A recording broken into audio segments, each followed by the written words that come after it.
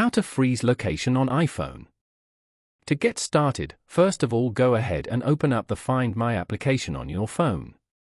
This app helps you locate your Apple devices and friends who share their location.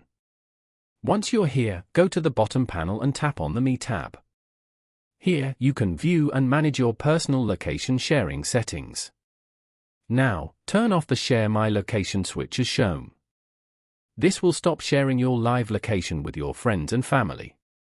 Alternatively, open up the Settings application on your phone. Once you're here, scroll down and go to Privacy and Security. From here, you can control which apps can access your data and location. Tap on Location Services at the top. And then, tap on Share My Location. On this page, you can also turn off the Share My Location switch.